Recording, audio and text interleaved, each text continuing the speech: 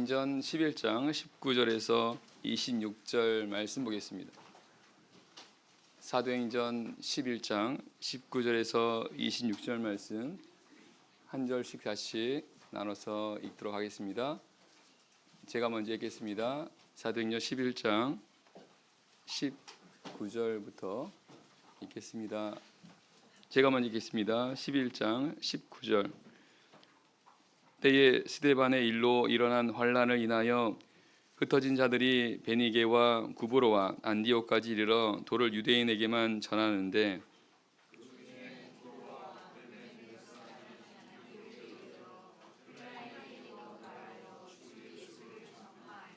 주의 손이 그들과 함께 하심에 수다 한 사람이 믿고 주께 돌아오더라.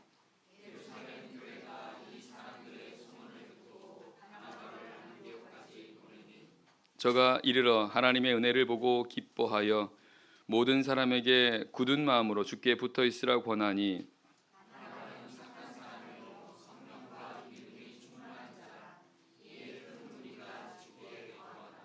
바나바가 사울을 찾으러 다소에 가서 만남에 안디옥에 데리고 와서 둘이 교회에 1년간 모여 있어 큰 무리를 가르쳤고 제자들이 안디옥에서 비로소 그리스도인이라 일컬음을 받게 되었더라. 아멘. 할렐루야. 우리 청주교 성도님들 다들 안녕하시고 평안하시죠? 네. 어저께 저녁 예배 때 인사를 드렸지만 다시 한번 인사를 드리겠습니다. 이번에 청주교회에 새로 부임하게 된 장종규 목사입니다. 저는 출신 교회가 대전교회였습니다. 그래서 예전에 우리 학생 때 우리 청주교회 하고 또 서천교회하고 대전교회 같이 교류하고 또 교제하고 했었던 그런 기억들이 있네요. 네, 아무튼 이제 여기서 하나님께서 보내주셔서 이곳에서 우리 성도님들과 함께 이제 신앙생활을 하게 될 것입니다. 저는 우리 청주교회가 건강한 교회가 됐으면 좋겠습니다.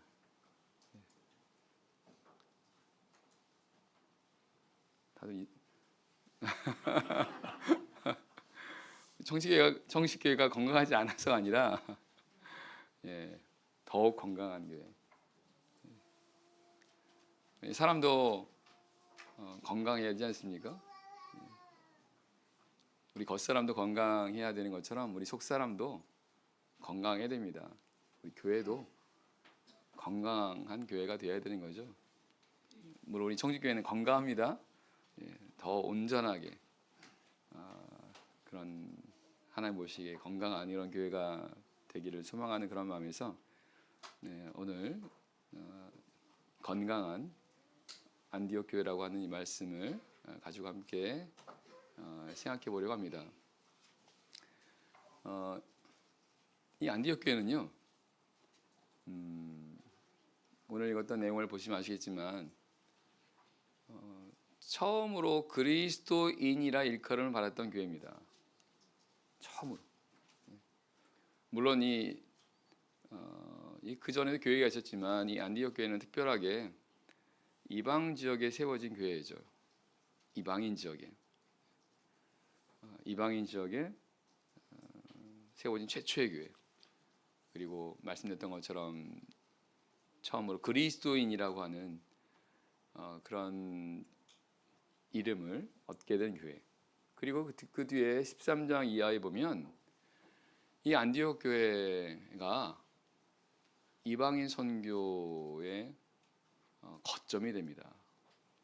안디옥 교회에서 두 사도를 파송하죠. 그 말은 이 안디옥 교회는 내적으로 외적으로 건강한 교회였다라는 것입니다. 그런 면에서 볼 때 이 안디옥 교회가 바로 이 교회가 닮을 수 있는 그런 건강한 교회 모델이 될 수 있겠다라는 것입니다. 그래서 오늘 말씀을 통해서 이런 어떤 건강한 모습들을 우리가 생각해보고 또 우리 청주교회가 더욱더 그런 건강하고 온전한 그런 교회가 되었으면 하는 그런 마음입니다. 그러면 함께 살펴보고 교훈을 얻도록 하겠습니다. 19절 말씀 제가 다시 읽겠습니다. 네, 스데반의 일로 일어난 환란을 인하여 흩어진 자들이 베니게와 구브로와 안디옥까지 이르러 도를 유대인에게만 전하는데, 성경은 이 안디옥 교회가 세워지게 된 그런 배경에 대해서 말씀하십니다. 환란으로 인해서 흩어진 자들이 안디옥까지 이르렀다라고 되어 있습니다. 사도행 8장에 보면 7장에 보면 스데반이 순교를 당하죠. 그리고 그 일 이후로 예루살렘에 있는 그런 교회가 유대인들로부터 핍박을 당하게 됩니다. 그래서 그 핍박을 피해서 이제 성도들이 흩어지게 돼요. 그리고 그렇게 흩어졌던 사람들 가운데 어떤 사람들이 바로 이런 안디옥까지 오게 되었다라는 것을 알게 됩니다. 안디옥이면 예루살렘에서부터 멀리 위쪽으로 멀리 있는 그런 지역이지 않습니까? 근데 이런 멀리까지 복음이 전해지게 되고, 그리고 이제 그렇게 해서 이제 이 교회가 세워지게 되는 이 과정 속에 성경 환란이라고 하는 그런 과정이 있었다는 것을 말씀하고 있습니다. 환란.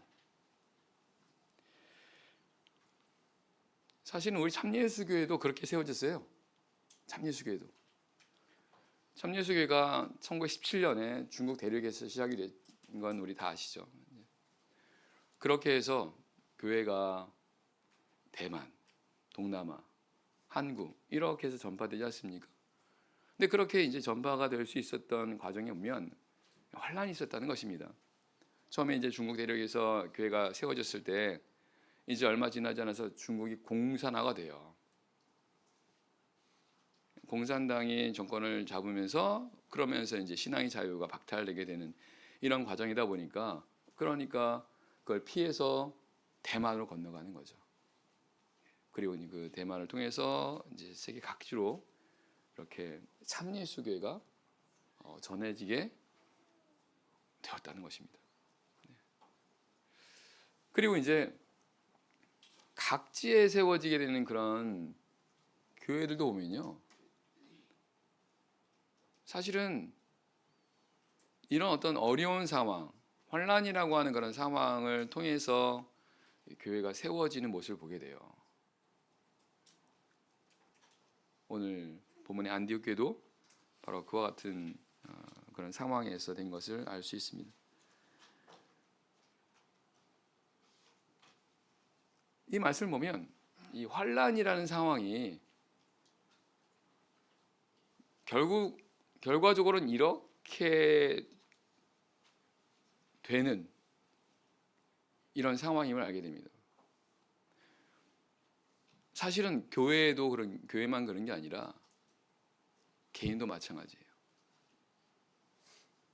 우리 개인이 하나님을 알게 되고 하나님을 더욱 의지하게 되는 이런 상황과 계기가 사실은 환란이라는 것을 알게 됩니다. 고린도서 1장 8절 이하에 바울 사도가 이렇게 증거합니다.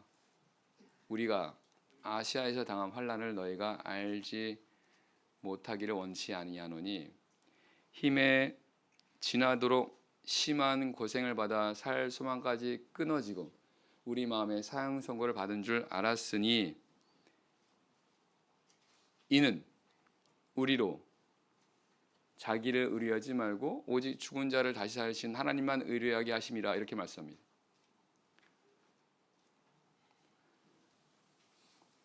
환난을 당해요. 힘에 지나도록 심한 고생을 받는 그런 환난을, 심지어는 살 소망까지 끊어질 것 같은 절망적인 그런 상황, 다 환난이지 않습니까? 근데 바울 사도가 보니까 그런 환난을 통해서, 이 환난을 통해서 하나님을 더 의지하게 된다. 아니, 하나님께서 그 상황에서 하나님만 의지하게 하도록 하기 위해서 환난이라는 상황을 허락하셨다라고 증거합니다. 결국 이 환난이라고 하는 상황을 통해서 하나님께로 이끌림을 받게 되고 하나님께 더 가까이 나가게 되고 하나님만 의지하게 되는 바로 이런 상황이 된다고 성경은 말씀하세요. 그래서요, 이 환난이라는 상황이 우리 삶 속에서 있을 수밖에 없습니다. 우리가 하나님 나라에 들어가려면 많은 환난을 겪어야 된다라고 말씀하신 사도행 14장에 나와 있습니다. 그래서 우리 삶 속에는 이 환난이 없을 수가 없어요. 하나님께서 정하신 거라 말씀합니다. 우리 하나님 나라에 들어가려면 많은 환난을 겪어야 된다는 거예요. 그리고 이 환난 단지 우리를 어렵고 힘들게만 하는 게 아니라 말씀했던 것처럼 우리로 하나님을 더 가까이 하게 하고 하나님만 의지하게 하는 거라고 한다면 사실은 하나님 은혜라는 겁니다.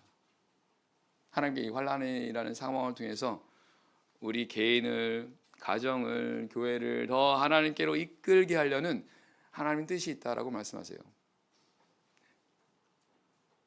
하나님께 그 환난의 상황을 통해서 하나님의 뜻을 이루어 가신다는 것입니다. 그래서 이 환난을 우리가 당하게 될 때 이거를 부정적으로 생각하시면 안 된다는 겁니다. 물론 힘들고 어렵습니다. 하지만 그 가운데서 하나님께 불평하거나 원망하시는 게 아니라 그걸 계기로 해서 내가 하나님을 더 가까이 가도록 해야 되고 또 그럴 수 있다는 겁니다. 그리고 그걸 통해서 하나님만 더 의지하게 된다면 내가 생각하지 못한 하나님의 은혜가, 복이, 열매를 맺게 된다는 것을 알 수 있는 거죠. 20절입니다. 20절, 21절 말씀. 20절. 그 중에 구브로와 구레네 몇 사람이 안디옥에 이르러 헬라인에게도 말하여 주 예수를 전파하니 주의 손이 그들과 함께 하시며 수다한 사람이 믿고 주께 돌아오더라.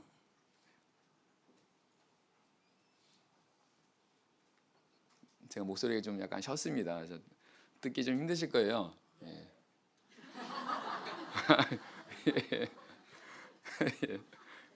그래서 양해해 주시고, 제가 꾀꼬리 같은 목소리는 아니지만 그래도 듣기 그런 힘든 그런 목소리는 아니었는데 최근에 이제 많이 목을 쓰다 보니까 목이 좀 쉬었습니다. 그래서 양해해 주시고 그래도 지금 많이 좋아진 거거든요. 예. 여기 20절, 21절 말씀 보니까 구브로와 구레네 몇 사람이 안디옥에 이르렀다라고 되어 있습니다. 결국 여기 구브로와 구레네 몇 사람이라는 것은 이제 예수님을 믿은 사람들이죠.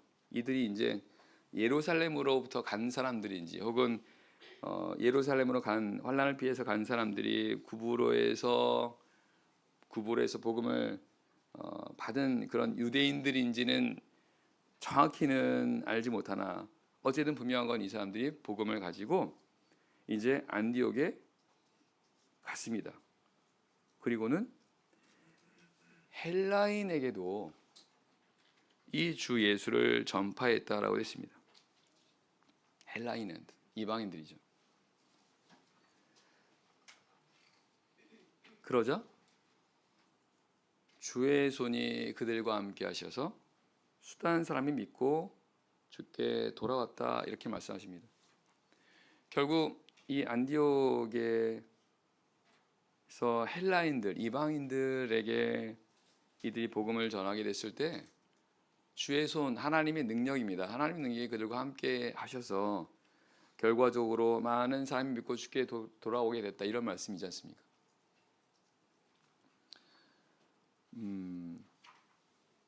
우리가 이 말씀을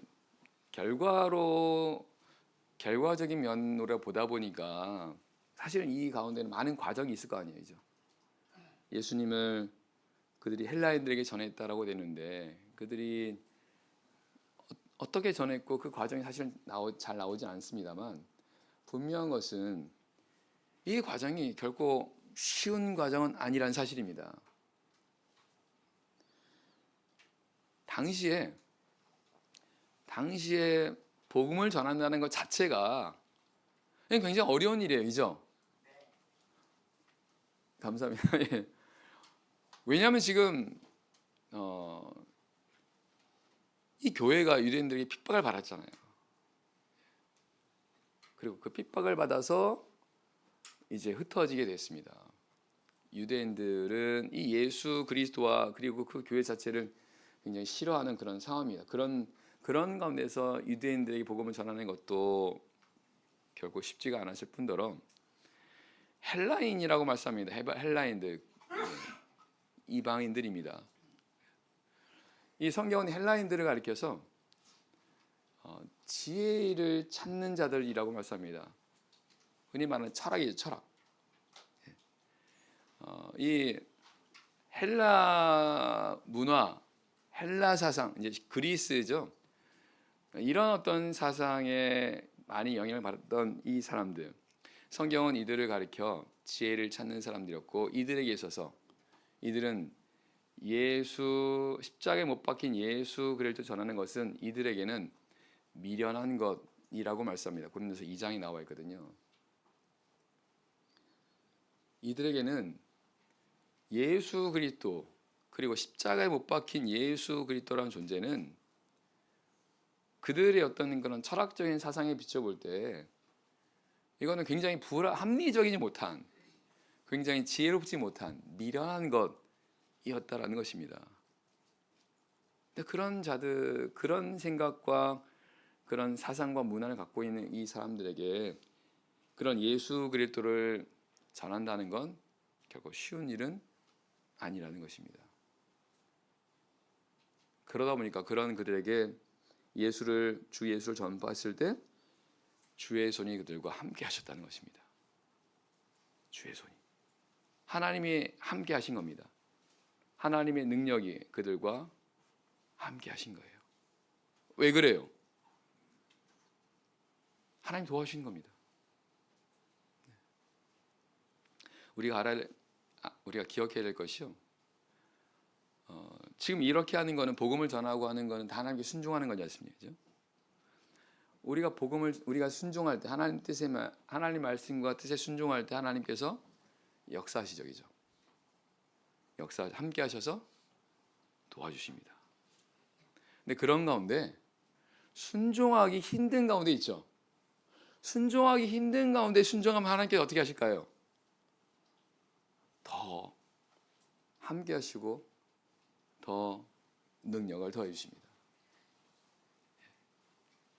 제가 말씀드린 것처럼 이 당시 상황에서 그런 이 사람들에게 복음을 전한다는 건 굉장히 어려운 일이었는데, 그럼에도 이렇게 하니까 하나님께서 이렇게 역사하셨다는 거예요. 그래서 우리 성도님들이 말씀에 순종하는 그런 삶을 사셔야 될 텐데, 순종하기가 어떤 거는 쉬운 것도 있어요.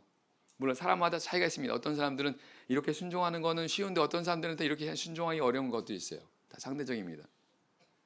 근데 내가 그렇게 순종하기 힘든 그런 가운데 있으면, 힘드니까 안 하려고 하는 게 아니라 힘드니까 더 하시려고 한다면 하나님께서 역사하십니다. 왜냐하면 하나님 기뻐하시지 않습니까? 특별히 복음을 전하는 이 일에 있어서. 왜냐하면 복음을 전하는 건 하나님께서 기뻐하시는 일이거든요.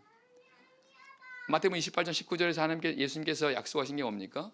예수님께서 승천하기 직전에 제자들에게 남기신 약속이, 그러므로 너희는 가서 온 족속에게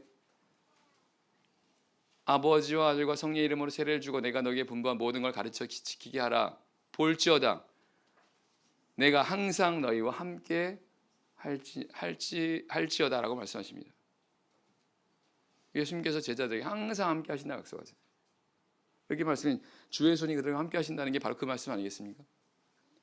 하나님께서 함께 하셔서 도와주시고 능력을 베풀어 주신다라는 사실입니다.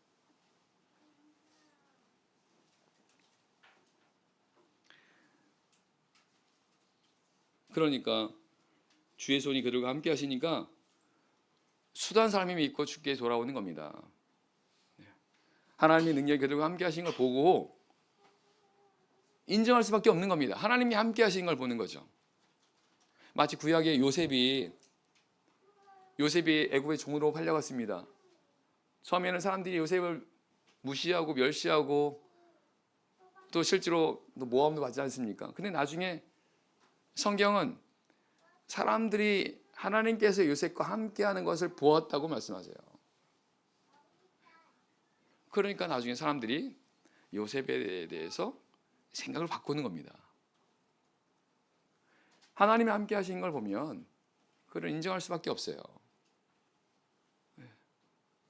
우리 성도님들이 어디 계시든 간에 하나님께서 우리 성도들과 함께 하시는 것을 사람들이 본다면 하나님 정말 계시는구나 인정하게 됩니다.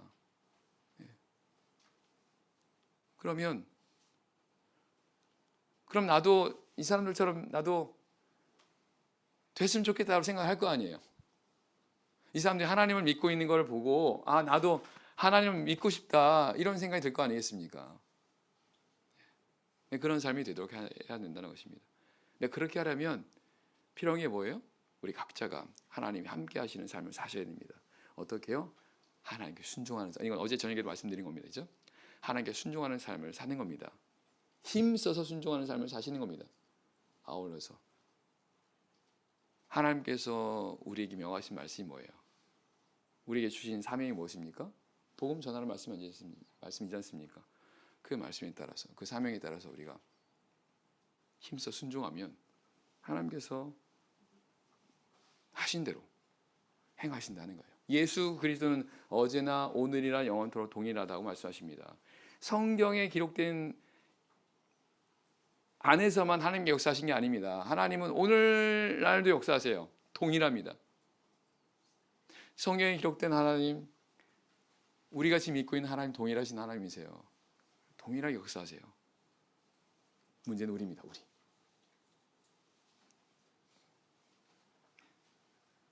(22절입니다)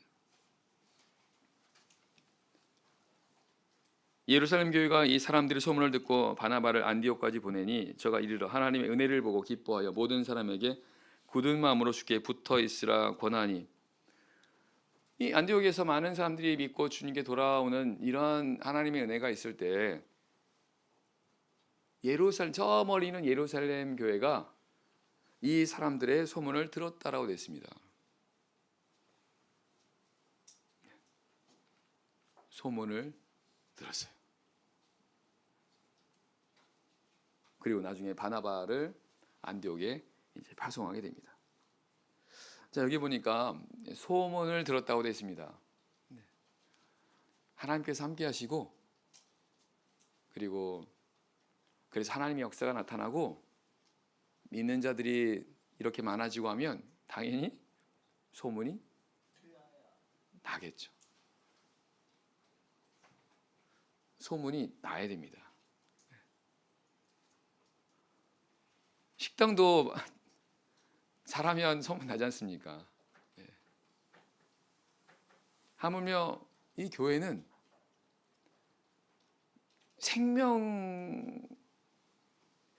생명을 다루는 교회예요. 생명을 다루는 교회입니다. 이 세상에서 가장 중요한 것이 바로 이 교회이지 않습니까? 왜냐하면 생명, 더구나 영원한 생명인데 영원한 생명을 다루는 곳이라면 이게 가장 중요한 것이지 않습니까? 그러면 당연히 이런 것이 알려져야죠. 소문이 나야 됩니다. 바라기는 청주교회가 이런 믿음의 소문이 나길 바랍니다. 소리 작네요. 별로 원하지 않으세요? 소문 나는 걸 원하지 않습니까? 그러지 않겠죠, 그죠? 이 청주교회 하나님이 함께 하셔서 하나님 은혜가 충만하게 되고 우리 성도들이 성령이 충만해서 복음을 열심히 전하고 그래서 믿는 자들이 이렇게 계속해서 교회 안에 들어오게 되는 이런 역사가 있다면 자연스럽게 소문이 날 수밖에 없습니다. 그리고 이런 소문은 나야 돼요. 근데 결국은 우리 성도님들 하기 나름에 달려있다라는 사실입니다. 자, 그래서 이제 그 소문을 듣고 바나바를 안디옥에 보냈어야죠. 자, 이 바나바는 이 사도행전에 나오는 그런 사람입니다. 또 중요한 사람입니다. 사도행전 4장에 보게 되면 이 바나바를 가리켜 권위자라고 말합니다. 이건 권위가 있다고 하는 그런 의미가 아니라 권하고 위로하는 자라는 뜻입니다. 바나바의 별명이 있다는 거예요. 그 말은 이 바나바라는 이 사도는 권하는 걸 잘했다는 것입니다. 그래서 23절 보면 바나바가 권하지 않습니까? 저가 이를 하나님의 은혜를 보고 기뻐하여 모든 사람에게 굳은 마음으로 주께 붙어 있으라 권하니.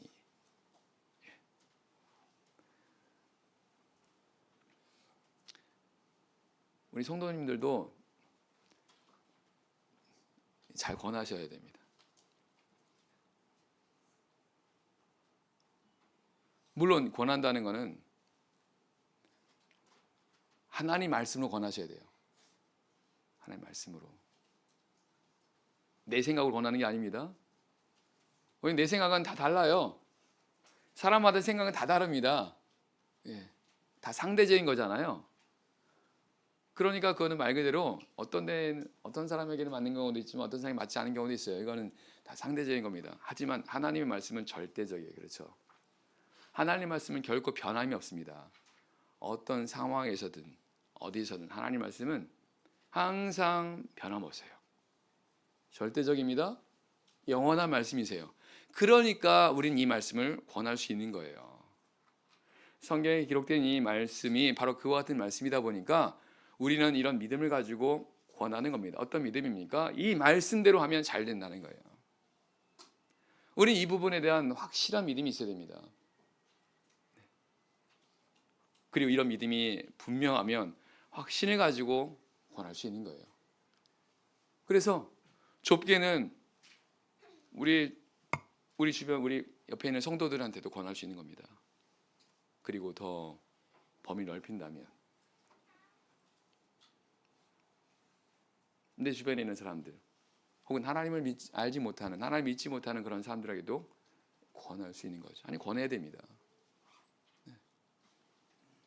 그래서 이거는 한 번에 되는 게 아니에요. 이거는 많은 연습과 훈련이 필요합니다. 성경은 피차 권하라고 말씀하세요. 그리스도의 말씀으로서 피차 권하라는 겁니다. 왜냐하면 하나님께서 우리는 다 사실 하나님 말씀을 항상 보고 그리고 듣고 또 하나님께서 우리에게 또 주시는 말씀들이 있지 않습니까? 그런 말씀들 가지고 이런 말씀이 필요한 그런 경우에 권하셔야 돼요. 물론 그렇게 하려면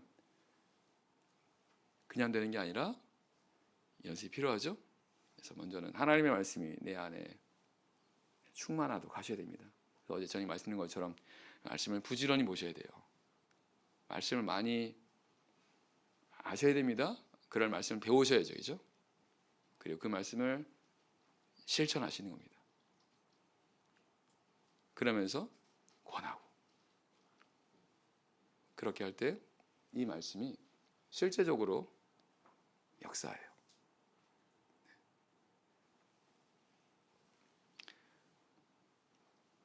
디도서 1장 9절에 이런 말씀이 있습니다. 믿분 말씀의 가르침을 그대로 지켜야 하리니 이는 능히 바른 교훈으로 권면하고 거스려 말하는 자들 책망하게 하려 함이라. 쉽게 말하면 그 말씀을 권할 때 그 말씀을 권하는 사람들이 반드시 그 말씀대로 지켜 행하라는 겁니다. 그래야 그 말씀을 듣는 사람이 그 사람을 보고 그 사람의 말을 듣는다는 겁니다. 쉽게 말하면 이 사람은 말씀대로 행하지 않아요. 근데 그 말씀대로 행하라고 다른 사람한테 얘기하면 이 사람이 안 듣는다는 것입니다. 근데 이 사람이 하나님 말씀대로 정말 그대로 행해요. 그리고 그 말씀으로 권해요. 그럼 그런 모습을 볼 때 정말 그 말씀대로 해야 되는구나라는 것을 알게 되고 심지어는 이렇게 했을 때 책망을 하는 경우에 있어서도 그걸 듣는다는 거예요. 특별히 우리 부모 되는 우리 신앙의 우리 부모님들 우리 자녀들한테도 권하셔야 됩니다. 그죠? 권하는데 그냥 말로만 권하시면 안 돼요. 우리 부모님들이 말씀을 따라 실제로 그렇게 행하는 모습을 사셔야 됩니다. 그런 가운데서 우리 자녀들에게 말씀으로 권하셔야 우리 자녀들이 그 말씀을 보고 그 말씀을 듣고 받아들일 수 있다는 것입니다. 사실 이건 당연한 거지 않습니까? 그죠? 또 우리 청주교회 성도님들은 그렇게, 부모님들은 그렇게 하고 있죠. 반드시 그렇게 하셔야 됩니다. 자, 그런데 바나바가 어떤 내용으로 권하게 돼요? 다시 한번 읽겠습니다. 23절입니다. 23절. 저가 이르러 하나님의 은혜를 보고 기뻐하여 모든 사람에게 굳은 마음으로 주께 붙어 있으라 권하니. 바나바가 가서 보니까 많은 사람들이 믿었어요. 성경은 하나님의 은혜를 보고 기뻐했다고 했습니다. 사실 믿는다는 건요, 하나님의 은혜예요. 내가 믿고 싶다고 믿는 게 아닙니다. 물론 내 의지도 필요하죠. 근데 하나님의 은혜가 없으면 안 돼요. 이들이 안디옥에 있는 많은 헬라인들이 이렇게 예수님을 이렇게 믿게 된 건 사실은 하나님의 은혜가 있었다는 사실입니다. 바나바가 와서 그걸 보고 본 거죠. 그래서 하나님의 은혜를 보고 기뻐한 겁니다. 그리고 그들에게 뭐라고 권합니까? 모든 사람에게 굳은 마음으로 주께 붙어 있으라 권했다고 했습니다. 누구한테요? 모든 사람입니다. 안디옥에서 예수님을 믿게 된 모든 사람들이에요. 그 말은 지금 바나바가 권했던 이 내용은 모든 사람에게 해당되는 그런 내용이라는 겁니다. 어떤 내용입니까? 굳은 마음으로 주께 붙어 있으라는 겁니다. 주께 붙어 있으라는 거예요. 그럼 바나바가 왜 이런 권면을 했을까요? 지금 이제 주의 손이 함께 하셔서 하나님의 능력이 함께 하심으로 인해서 이들이 그런 은혜를 보고 하나님의 능력을 체험하고 이제 믿지 않습니까? 이제 이들이 믿음을 시작하게 된 그런 계기예요. 이들이 하나님 은혜로 충만하게 된 그런 상황입니다. 그런 가운데 바나바가 그들에게 한 말이 굳은 마음으로 주께 붙어 있으라 라는 것은 주께 붙어 있어야 한다는 것입니다. 그 말은 주께 붙어 있지 못할 수도 있다는 거예요. 이 신앙은요, 주님께 붙어 있는 겁니다. 우리가 왜 주님께 붙어 있어야 돼요? 예수님께서 요한복음 15장에서 우리와 예수님의 관계를 포도나무와 가지로 비유하십니다. 나는 포도나무에 너희는 가지니 너희가 나를 떠나서는 열매를 맺을 수 없다고 말씀하십니다. 아니, 가지가 나무에서 떨어지면 살 수 없다는 겁니다. 결국은 가지는 나무에 붙어 있어야 돼요. 그래서 계속 끊임없이 나무로부터 영양분을 공급받아야 하지 않습니까? 그러면서 나중에 열매를 맺는 게 가지지 않습니까? 마찬가지로 우리 성도들은 예수님에게 붙어 있어야 돼요. 예수님에게 붙어 있어야 예수님께로부터 이런 은혜를 받습니다. 그래서 예수님을 믿는 사람들처럼 살아갈 수 있는 겁니다. 마치 가지가 포도나무에 붙어 있으면 이 가지는 포도나무지 않습니까? 나중에 포도나무란 열매를 맺게 되지 않습니까? 예수님이라고 하는 그런 열매를 맺어가는 거지 않습니까? 예수님을 닮아가고 그런 모습이 점점 이런 열매로 나타나는 거지 않습니까? 이 모든 과정이 예수님에게 붙어 있을 때 가능한 거잖아요. 그죠? 그래서 우리 성도들은 예수님에게 붙어 있으셔야 돼요. 주님께서는 우리가 붙어 있을 때 필요한 은혜를 계속 주시는 겁니다. 필요한 은혜를. 우리가 세상에서 하나님 자녀로 살아갈 수 있도록, 하나님 자녀 합당한 그와 같은 삶을 살 수 있도록 우리에게 힘을 주시고 때로 위로해 주시고 능력을 주시고 이런 필요한 은혜를 우리에게 주시는 겁니다. 그렇게 하려면 주님께 붙어 있어야 되는 겁니다. 그러니까 주님께 붙어 있다는 뜻이 뭡니까? 주님과 함께 하는 거예요. 함께 하는 거. 예. 근데 굳은 마음으로 주께 붙어 있으라고 바나바가 이렇게 권한 것은 이렇게 하기가 쉽지가 않다는 겁니다. 왜 어려울까요? 이거를 아주 싫어하는 존재가 있습니다. 사단입니다. 사단, 마귀. 마귀는 끊임없이 우리를 예수님과 떨어뜨리려고 해요. 떨어뜨리려고.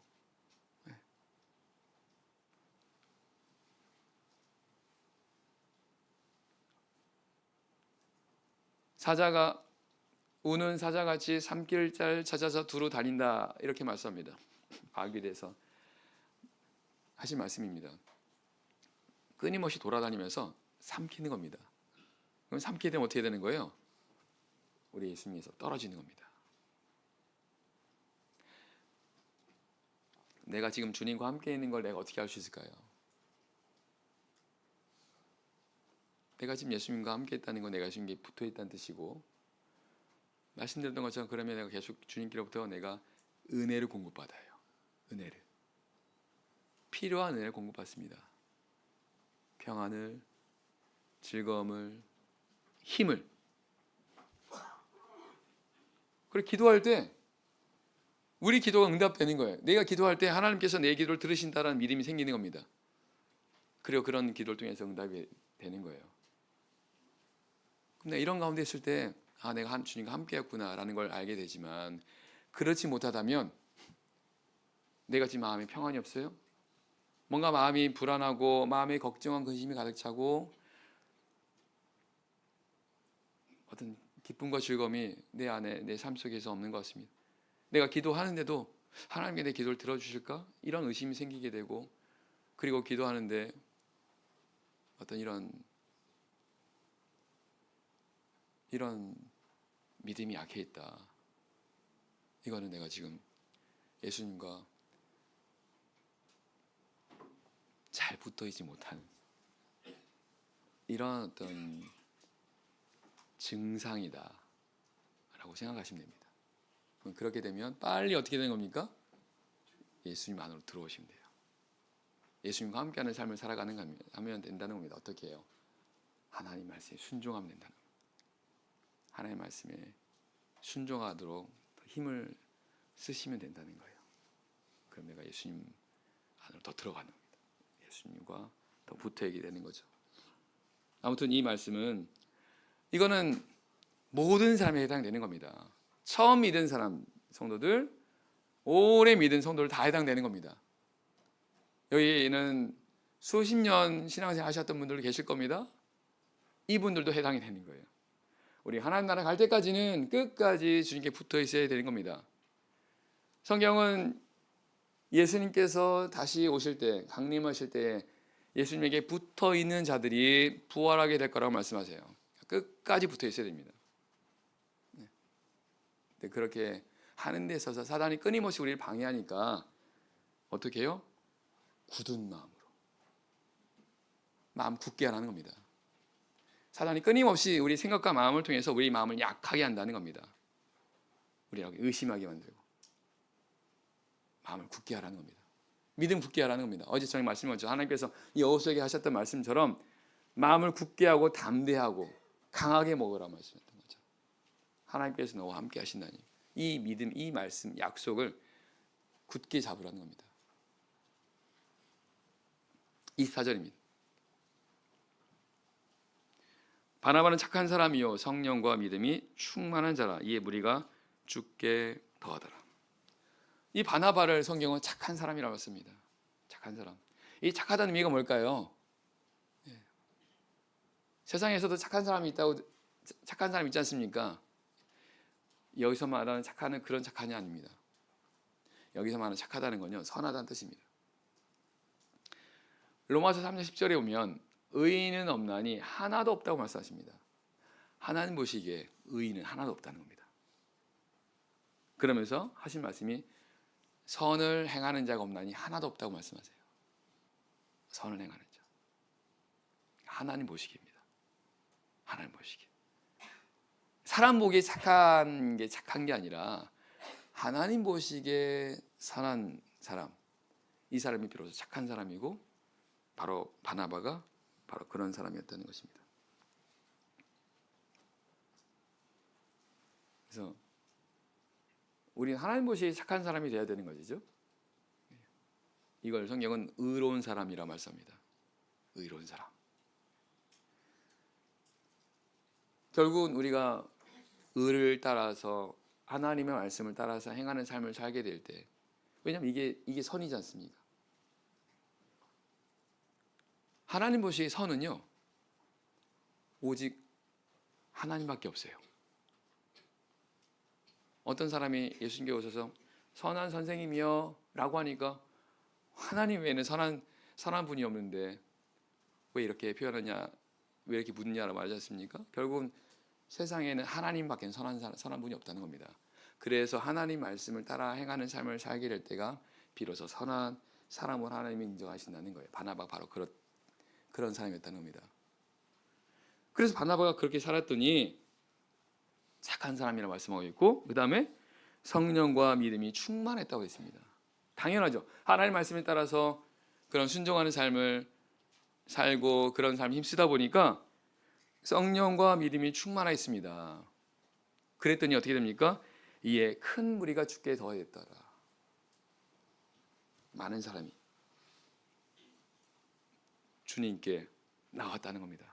누굴 통해서요? 바나바를 통해서. 결국 이 바나바는 은혜의 통로가 된 거예요. 바나바가. 우리도 마찬가지입니다. 우리도 우리 은혜의 통로가 돼야 되죠. 우리를 통해서 많은 사람들이 주님께 나올 수 있도록 해야 된다는 겁니다. 그렇게 하셔야 되겠죠. 또 우리도 그런 삶을 우리도 원해야 됩니다. 그렇게 하려면 결국은 성령과 믿음이 충만해야 한다는 겁니다. 성령이 충만한 그런 가운데 있다는 거죠. 에스겔 47장에 보면 내용 아시겠지만 성전에서 물이 흘러나와요. 성전 밑바닥에서 물이 흘러나옵니다. 물이 흐르는 곳에 쭉 가는데 이 물이 어때요? 물이 바다로 들어갑니다. 사해 바다 들어가요. 그랬더니 그 물이 죽은 물이 살아나게 됩니다. 이 사해는 죽은 바다지 않습니까? 죽으니까 안에 생명이 없는 거예요. 그런데 이 성전에서 흘러나온 물이 그 사해 바다를 들어가니까 그 안에서 생명들이 소생하게 된다는 것입니다. 그러면서 고기들이 많이 이렇게 모이게 되는 그런 내용이 바로 41장에 나오는데, 이 내용은 결국은 성전에서, 이 성전은 교회지 않습니까? 하나님께로부터 이런 성령의 물이, 성령이 우리 안에 채워지게 되면, 계속 채워지게 되면 이 물로 인해서 바로 이와 같은 놀라운 역사가 일어난다라는 것을 이렇게 보여주신 거예요.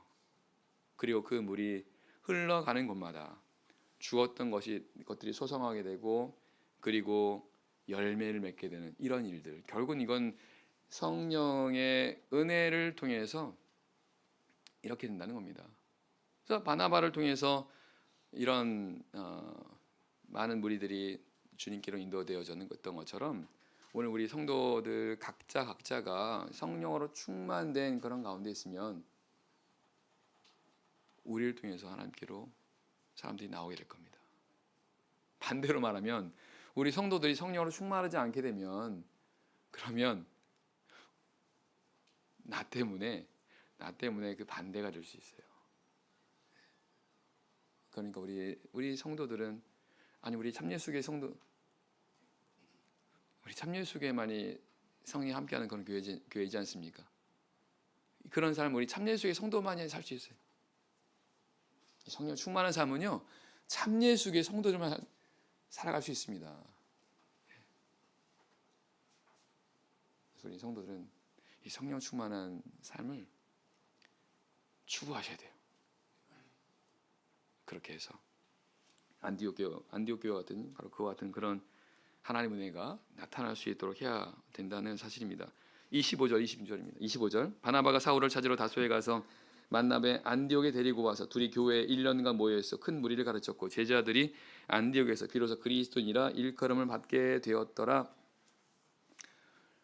바나바가 사울을 데리고 옵니다. 나중에 바울이라는 사람이죠. 이들 둘이 같이 해서 이 안디옥에서 1년 동안 모여서 큰 무리를 가르쳤습니다.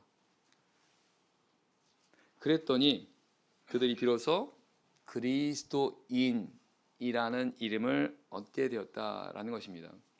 그리스도인, 자, 비로소 그리스도인이 됐다라고 하는 것은 우리 성도들이 바로 이렇게 되어야 되는 모습인 거죠. 그리스도인이라고 하는 것은 그리스도를 닮은 사람들이라는 의미이지 않습니까? 결국은 예수님을 믿는 사람들이 보니까 예수님 모습을 닮은 거예요. 그래서 이방인들이 이들에게 붙여준 그런 이름인데, 근데 그게 어떻게 됐습니까? 말씀을 가르쳤어요. 말씀을. 자, 그래서 우리 굉장히 중요한 사실을 우리가 알아야 됩니다. 이 안디옥 교회 성도들이 하나님의 능력이 주의 손이 함께함을 통해서 그들이 믿었다라고 되어 있습니다. 그렇죠? 이적과 기사를 보면서 이들이 하나님을 알게 된 거예요. 근데 그 믿음이 거기서 끝나시면 안 돼요. 왜냐하면 21절 보면 뭐라고 되어 있습니까? 주의 손이 그들과 함께 하시며 수다한 사람이 믿고 주께 돌아오더라. 믿고 주께 돌아오더라. 믿음이라는 건, 내가 주님을 믿는다는 것은 주님께 돌아가는 겁니다. 그 말은 계속해서 주님 안으로 들어간다는 거예요. 그래서 믿음을 갖는다는 건 내가 한 번에 끝나는 게 아니라는 겁니다. 내가 어떤 계기를 통해서 예수님을 내가 알게 되고 있음을 믿게 된 계기가 있겠죠. 그러면 거기서부터 이제 주님께로 돌아가는 삶을 살아가는 겁니다. 점점 주님을 향해서 살아가는 삶을 살아가는 겁니다. 그 전에 내가 내 중심으로 살아갔다면 이제는 내가 점점 더 주님을 중심으로 주님의 위주가 돼서 살아가는 삶을 살아가는 게 이게 바로 믿음이라는 겁니다. 그러니까 이 과정이라는 것은 계속 가는 거죠. 그리고 이게 사실은 믿음이 성장하는 의미가 되는 겁니다. 그러다 보니까 이 과정을 위해서 반드시 필요한 게 뭡니까? 하나님 말씀이에요. 우리가 처음에 하나님 몰랐던 사람들이 하나님을 알게 되는 그런 계기나 과정들이 병이 났어요. 그리고 어떤 하나님의 큰 은혜를 보았습니다. 체험했습니다. 믿음을 가지셨습니다. 네, 여기서 이 믿음이 시작이라 한다면 이제 그걸 통해서 더 하나님을 알아가야 돼요. 말씀을 통해서. 그래서 이 안디옥 교회가 그렇게 해서 말씀을 1년 동안 이렇게 했을 때 비로소 그들이 그리스도인이 되었다라는 것입니다. 손이 끊임없이 말씀을 통해서 하나님을 향해 나아가는 삶을 사셔야 됩니다.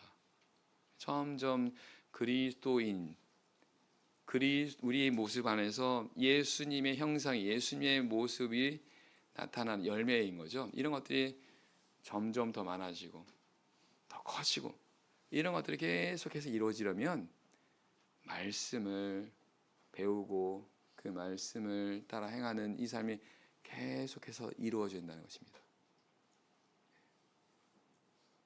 그래서 그런 면에서 우리 청주교회도 지금 과정 가운데 있습니다. 그래서 계속해서 우리는 이 부분을 힘을 쓰셔야 돼요. 그리고 그럴 때 아까 말했던 믿음의 소문이 나게 될 겁니다. 바로 없기는 우리 청주교회가 안디옥 교회 같은 이런 하나님의 은혜래요. 하나님의 능력이 함께하는 그런 교회, 하나님이 기뻐하는 그런 교회, 성장하는 교회, 그래서 건강한 그런 교회가 돼서 믿음의 소망이 일어나는 그런 교회가 되기를 소망합니다. 묵도하겠습니다.